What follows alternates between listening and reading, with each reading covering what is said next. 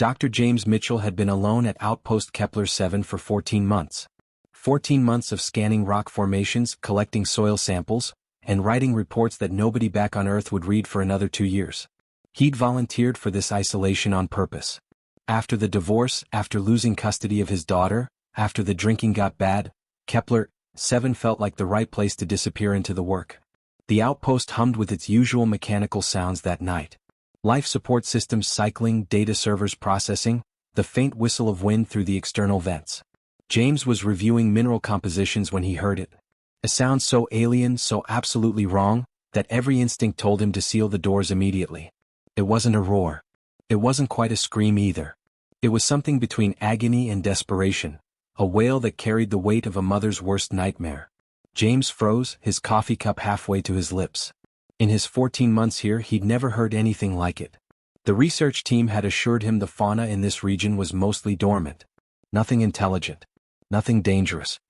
He moved to the window, pressing his face against the reinforced glass. The twin moons of Kepler 7 cast everything in a pale blue glow, and what he saw made his breath catch. A dragon.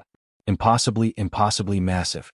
Her scales caught the moonlight and shattered it into 1,000 colors, deep purples bleeding into electric blues, spiraling patterns of bioluminescence rippling across her wings like living constellations. She was beautiful and terrifying in equal measure, easily the size of a cargo transport. But it was what she held in her talons that stopped James's heart. A smaller dragon. A young one. Maybe half the size of the mother. And it wasn't moving. The mother dragon was pacing, her enormous head swinging side to side, that heartbreaking sound pouring out of her again and again. She'd circle the same patch of rocky ground, lower her head toward the motionless young one, then rear back with that desperate wail. Her whole body was trembling. Even from inside the reinforced bunker, James could see her sides heaving with effort, with panic. James's hand moved toward the emergency alarm. Protocol was clear. Unknown alien contact, seal the station, alert command. But his fingers hesitated over the button. Something about the way the dragon held her young, something about the raw anguish in her movements, bypassed the training and the procedures and went straight to some deeper part of him. He thought about his daughter. About the day he'd failed to pick her up from soccer practice because he'd been too drunk to remember what day it was. About the custody hearing where his ex-wife's lawyer had played recordings of his voice, slurred and angry. About the way his daughter's eyes had looked when she testified that she felt scared around him. That was 8 years ago. She was 16 now and wouldn't even accept his phone calls. The mother dragon reared up on her hind legs, her wings spreading wide, and released a sound so raw with grief that it seemed to shake the very foundation of the outpost. She crashed back down, cradling the young dragon against her massive body protectively. James looked at the alarm. He looked at the emergency weapons locker. He looked at the dragon. And then he looked at the young one again. Even from this distance, even through the glass, he could see its scales flickering with faint light. But the light was dying, dimming with each passing second. James's training screamed at him to follow protocol. Everything about this was wrong. This was a first contact scenario with an unknown species. The dragon could be aggressive, could have venom, could be leading him into a trap. There were 1,000 reasons to seal those doors and call for backup. But James had spent the last 8 years following every rule, crossing every T, doing everything by the book. It had earned him isolation on an alien planet with no one to talk to but an AI assistant and his own regrets. The dragon looked up. Her enormous eyes, luminous and intelligent, locked directly onto the window where James stood. She saw him. And in that moment her expression shifted from panic to something else. To hope. To a desperate, fragile plea that transcended species and language. James didn't remember making the decision to move. His feet simply carried him toward the airlock. He grabbed a basic medical kit from the emergency station. He wasn't a veterinarian, but he'd taken first aid courses. Would have to be enough. His hands were moving on autopilot, his mind quieter than it had been in years, focused on one simple truth. Something was dying and he was the only one here who could try to help. He cycled the airlock open. The cold hit him first. Kepler 7's nights dropped to temperatures that would kill an unprotected human in minutes. Then came the smell, something sulfurous and ancient like minerals heated in a forge. And then he saw her clearly. The mother dragon. Watching him. Waiting. James walked forward into the darkness, toward the impossible creature and her dying child, with no plan and no idea what he was walking into.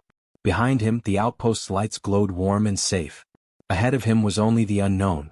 For the first time in years, James felt alive. The young dragon was lighter than James expected.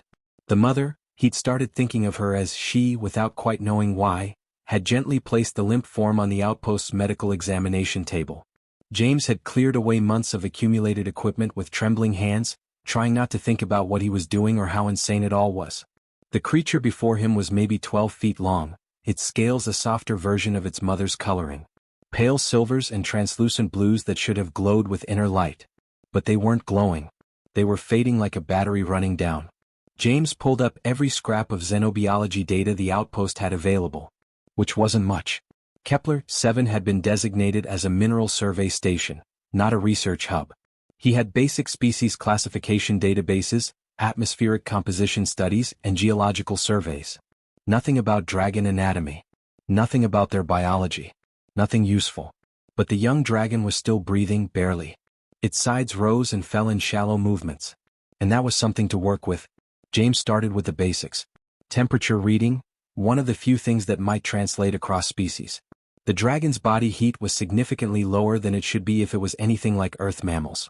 He found a handheld thermal scanner and ran it carefully along the creature's body, avoiding the sharp ridges of its spine.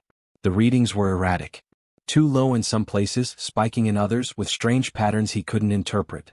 He moved to the scanner, the outpost's medical imaging system, designed for human physiology but with enough flexibility to adjust. James was essentially flying blind, making guesses about what the internal structure of a dragon might be. He activated the system and began scanning, squinting at the holographic readout that materialized above the creature's body. What he saw made his stomach drop. The young dragon's neural pathways, if that's what those were, looked like someone had taken a hammer to them. There were crystalline formations spreading through its brain like frost on a winter window, and they were beautiful and terrifying in equal measure. Geometric patterns that almost looked deliberate, except for the way they were crowding out normal neural tissue. Pressing against it, choking it. James leaned closer, manipulating the holographic image to rotate and expand. The crystals weren't random. They followed some kind of pattern. Almost like they were growing along specific pathways, consuming healthy neural matter as they went. And they were still growing. He could see the progression, the way the crystalline structures were slowly advancing through the brain tissue. A neural disease, James whispered to himself. Some kind of crystalline formation. Like what happened to Tommy. His son had been 8 years old. A rare genetic disorder that the doctors had explained in terms James still didn't fully understand. Something about protein misfolding, cellular degradation, neurological shutdown. Tommy had gotten sick over the course of months, his movements becoming jerky and uncoordinated, his consciousness dimming like someone turning down a volume knob. James and his then-wife had sat in hospital rooms, watching their son disappear inside his own body. Tommy had been dead before he turned 9. The mother dragon made a sound, low and questioning. James looked up to see her at the far corner of the medical bay, as he'd instructed her to stay. Her enormous head was tilted, her luminous eyes tracking his movements. She was pressed against the wall, trying to make herself smaller, trying not to intimidate him. And somehow that made everything worse. "I know," James said quietly, looking back at the young dragon. "I know exactly what this is like." He spent the next hours combing through the outpost's entire database, cross-referencing everything. He looked at human neural diseases, at any documented alien pathologies, at mineral compositions and chemical reactions. The crystals appeared to be silicon-based, not carbon like Earth life, but silicon, which made sense for a creature that might have evolved on a silicon-rich world. Around 3 a.m. James found something. A geological survey report from 3 months ago before he'd arrived. It mentioned unusually high concentrations of a specific silicon compound in a canyon system about 40 kilometers from the outpost. The report noted that nothing lived there. The concentration was too high. Toxic. Lethal. James pulled up a map and stared at it. That canyon system wasn't far from where the mother dragon had been found. Had the young dragon eaten something from that area? Drunk contaminated water? Been exposed to something in the air? The mother dragon stood and padded closer, her massive feet silent on the metal floor. She approached the examination table and lowered her great head until she could see her young one clearly. Her breathing was steady now, synchronized with the shallow rises and falls of her child's chest. James watched her, this impossible alien being, and saw something so fundamentally familiar that it broke his heart all over again. A mother watching her child die. Helpless. Desperate. willing to trust a complete stranger with the only thing that mattered to her. James looked at the holographic image of the neural pathways, at the creeping crystals that were stealing the young dragon's life. He looked at the mother's face, at the hope and fear mixing in her luminous eyes. "I don't know if I can help you," he said, his voice rough. "I don't know anything about dragons. But I know this disease. I know what it does. And I'm not going to watch another child die without fighting." He started pulling up files on his terminal, cross-referencing chemical compounds, cellular mechanisms, anything that might suggest a treatment. He worked through the night, fueled by coffee and something deeper. Something that felt like redemption, or at least the chance to finally do something right when he'd failed so completely before. The mother dragon never moved from her position, her eyes never leaving her child, her breathing never wavering from that synchronized rhythm with James's own desperate work. By dawn, James hadn't slept. His eyes burned. His hands shook from too much coffee and not enough food. But he had something. Not a cure. Not even a real treatment. But a theory. A desperate, probably stupid theory that might work or might kill the young dragon faster than the disease would. The crystalline formations were silicon-based, that much he knew. And silicon responded to certain chemical compounds. James had found an old pharmaceutical database entry about a human medication used for treating certain types of mineral deposits in kidneys. The mechanism wasn't perfect for what he needed, but it was the closest thing he had. He'd spent the last 4 hours modifying the compound in the outpost's medical synthesizer, adjusting molecular weights and chemical balances to account for the dragon's alien biology. It was madness. Absolute madness. The mother dragon had barely moved all night. She remained in the corner, her massive body curled protectively as close to her young one as the medical equipment would allow. Occasionally she'd lean forward and touch the small dragon's head gently with the tip of her snout, a gesture so tender it made James's chest ache. Around 6 a.m., James withdrew the synthesized compound into a syringe. The liquid was a pale amber color, almost glowing under the outpost's fluorescent lights. He held it up to the light, watching how it moved, wondering if he was about to commit an act of mercy or murder. "Okay," he said to no one in particular. "Let's see if this works." The mother dragon's head snapped up immediately. She'd learned to recognize his patterns, the sound of his footsteps, the particular inflection he used when he was about to do something to her child. She rose to her full height, her wings half spreading in a gesture that might have been protective or might have been threatening. James couldn't tell any more. They'd moved past the point of clear communication hours ago. "It's okay," he said quietly, holding up his hands, the syringe still clutched in one. "I'm going to try to help. I know you don't understand me, but I'm going to try." The mother dragon made a low sound, not quite a rumble, not quite a growl. Something in between. But she stepped back. She understood, on some level that transcended species and language, that James was attempting something that mattered. She pressed herself against the wall again, giving him space, trusting him. That trust nearly undid him. James approached the young dragon carefully. The creature was unconscious, its scales now barely glowing at all. Just faint traces of color that flickered and dimmed like a candle about to be snuffed out. He'd spent an hour earlier studying the dragon's anatomy through the medical scanner, trying to identify something equivalent to a major vein or artery. Dragons, he'd theorized, would still need a circulatory system. The location was different from human anatomy, but he'd found what looked like a large vessel running along the creature's front leg. His hand was steady as he positioned the needle. Years of watching his son receive injections in hospitals had given him at least a basic familiarity with this. The needle penetrated the dragon's scaled skin. The scales were tough but not impenetrable. James felt the slight resistance as he pushed through into the vessel beneath. Blood. If it was blood. Some kind of fluid anyway rushed up into the syringe slightly. James took that as a good sign that he'd found his target. "Here goes nothing," he whispered and pressed the plunger. The amber liquid disappeared into the dragon's body. For several seconds nothing happened. James watched the young dragon's chest, counting the breaths. Each one seemed shallower than the last. He'd made a terrible mistake. He'd poisoned it. He'd accelerated the death instead of preventing it. His hands were shaking so badly he had to sit down in the nearest chair, his vision blurring with something that might have been tears. The mother dragon keened, a soft, mournful sound that cut through everything else. Then the young dragon convulsed. Not violently. Not the kind of seizure that meant death was coming. A different kind of movement. Its back arched slightly. Its legs twitched. The mother dragon gasped, her entire body going rigid. "Come on," James whispered, standing back up.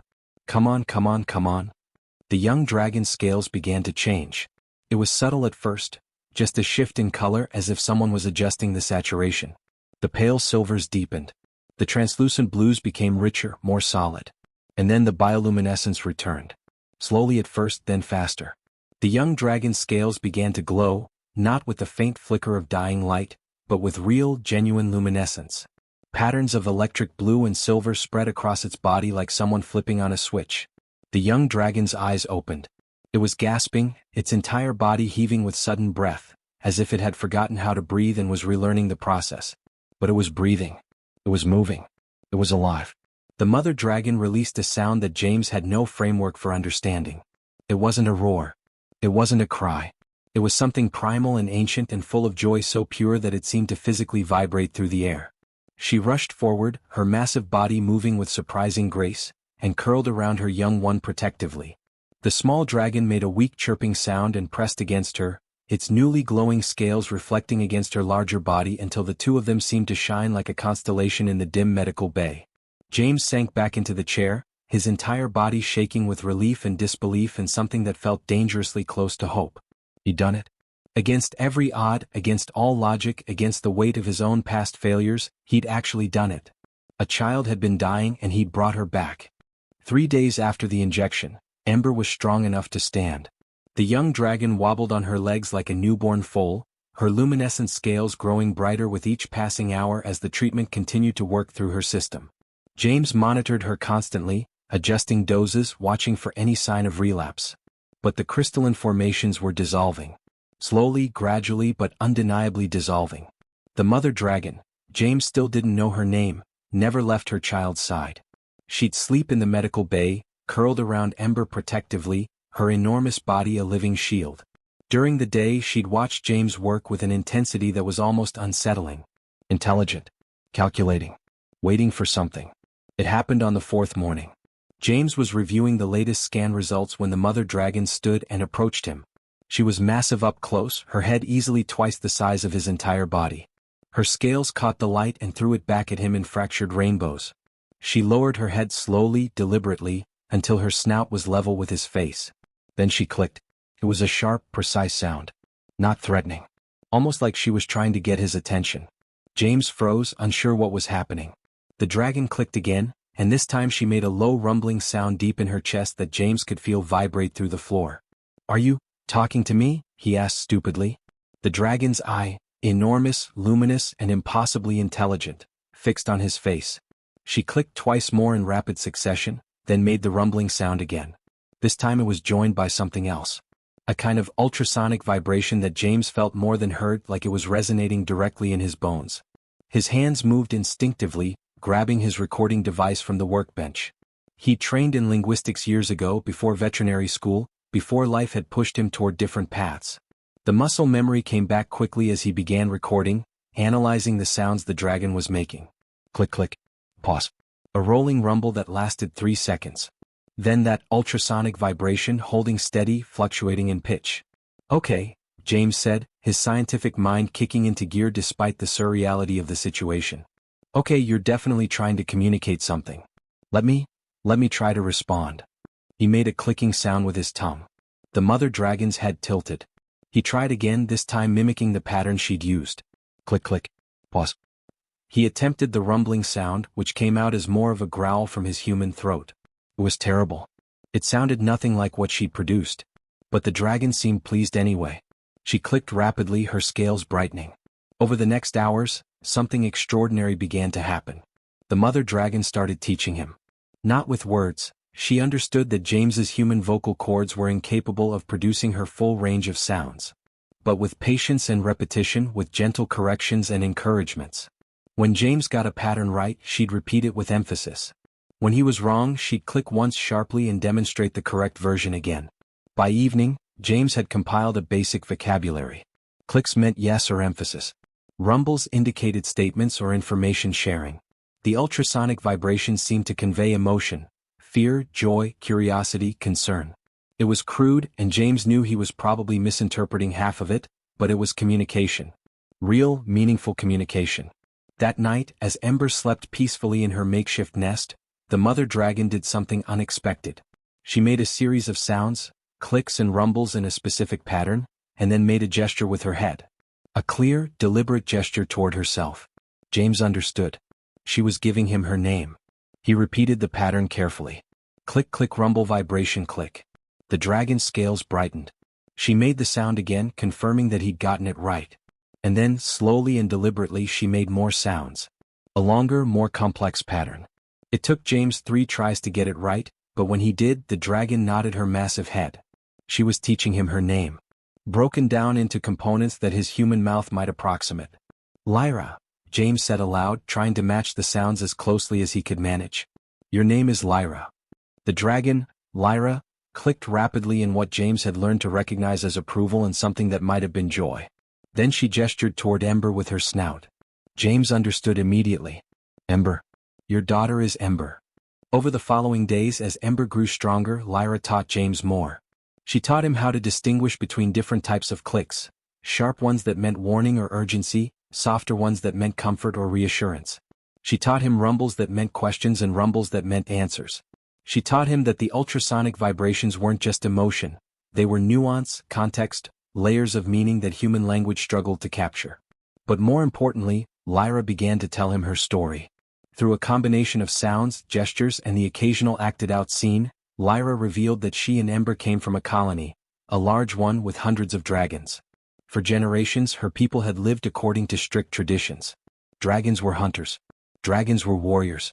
Dragons followed the old ways without question. But Lyra was different.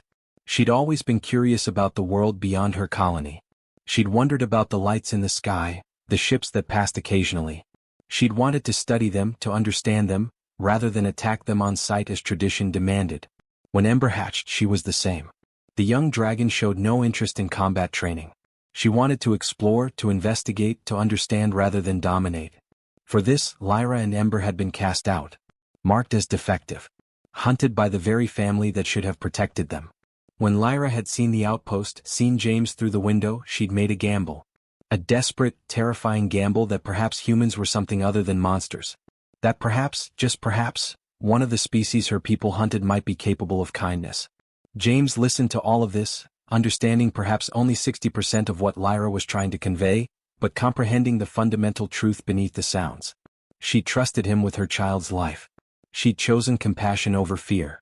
She'd believed that understanding was possible between species that should have been enemies. And somehow, in the process of teaching him her language, she'd healed something in James too. Thank you, he said quietly, knowing she wouldn't understand the English words but hoping she'd understand the emotion beneath them. Thank you for trusting me. Thank you for giving me the chance to do something right. Lyra made a soft rumbling sound, something warm and affirming. She reached out one enormous talon and gently touched James's shoulder, careful not to hurt him with her claws. In that moment, two species who should have been enemies became something else entirely. Friends. Partners.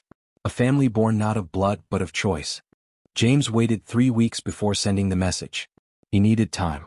Time for Ember to fully recover. Time for Lyra to trust him completely. Time to prepare for what he knew would come next. Because secrets had no place in this situation. Not anymore. The message went out through the standard communication channel to the Colonial Administration on Kepler Prime, the main settlement 200 kilometers away. It was simple and direct. First contact. Peaceful. Urgent meeting required. Have evidence of collaborative potential. The response came within hours. A shuttle was being dispatched. Officials would arrive within 2 days. Security protocols would be followed. James was instructed to remain in the outpost and prepare for debriefing. He didn't tell Lyra immediately. She was still learning human language patterns, and he wasn't certain she'd understand the implications.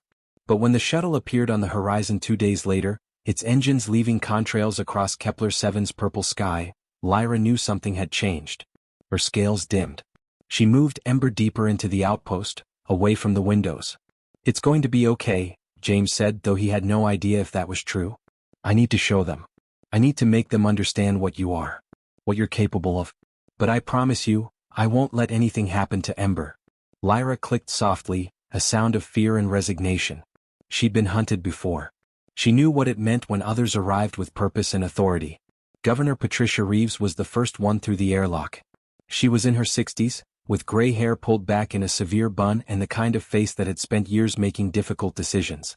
Behind her came 2 security officers, both armed, and 3 medical specialists carrying equipment James didn't recognize. "Dr. Mitchell," Reeves said, extending her hand in greeting. "Your message caused quite a stir at Colonial Command. Care to explain?" James shook her hand, noting the firmness of her grip, the way her eyes scanned the outpost behind him. "Governor, I want you to understand that everything I'm about to show you came about through accident and necessity. But it's real. And it's important." He led them to the medical bay where Ember was resting, her scales glowing softly as she slept. Lyra remained in the corner, every muscle tense, her wings half spread in a protective posture. The security officers immediately drew their weapons. "Stand down," Reeves commanded sharply. Then she turned to James. "That's a dragon. We've identified them as hostile fauna in the northern regions." "That's Ember," James said quietly. "And that's her mother, Lyra." Ember was dying from a crystalline neural disease when Lyra brought her here seeking help. "I developed a treatment and it worked. They've been living here peacefully for the last month." One of the medical specialists stepped forward, an older woman named Dr. Keiko Tanaka who'd worked in xenobiology for decades. She approached Ember slowly, carefully, her scanner already activated. The young dragon stirred but didn't move away. Lyra clicked softly, a warning but not an attack. "Remarkable," Dr. Tanaka whispered, studying the holographic readouts. "The neural pathways are recovering. The crystalline formations are actually dissolving.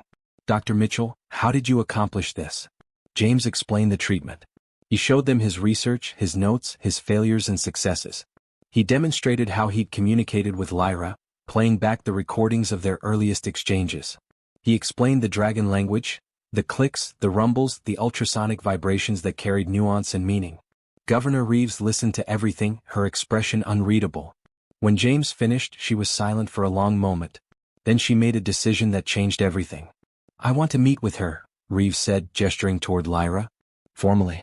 If what Dr. Mitchell says is true, if there's actual intelligence here capable of complex communication, we need to understand the implications." What followed was unlike anything James had ever experienced. Through his translation of Lyra's clicks and rumbles, a genuine diplomatic conversation began. Lyra told her story, her people, their traditions, their fears, their desperate hope that perhaps not all humans were enemies. She spoke about Ember, about how she'd been willing to risk everything on the possibility that compassion existed beyond the boundaries of species. Governor Reeves listened. And then she made another decision. "We're going to establish an official first contact protocol," she announced. "Dr. Mitchell, you'll be the lead liaison. We're going to build a research center. Here at this outpost, we're going to learn from each other. Medicine, technology, culture, language. Everything. And we're going to do it safely with respect on both sides." Within 6 months, the Kepler-7 Research and Diplomatic Center was established. Scientists arrived from across the human colonies. Engineers came to expand the facilities. Communication specialists worked with Lyra and, as she grew more comfortable, with other dragons who began to visit the outpost cautiously. Word spread through the dragon communities. There was a place where humans didn't hunt. A place where healing happened. A place where understanding was valued over violence. Lyra became an ambassador for her people. Ember grew healthy and strong, her natural curiosity finally encouraged rather than punished. The young dragon spent hours with James, learning about human science and technology, while human children in the settlement learned dragon language and culture. And James? James found something he'd thought was lost forever. Purpose. Redemption. A future that meant something. He still thought about his son.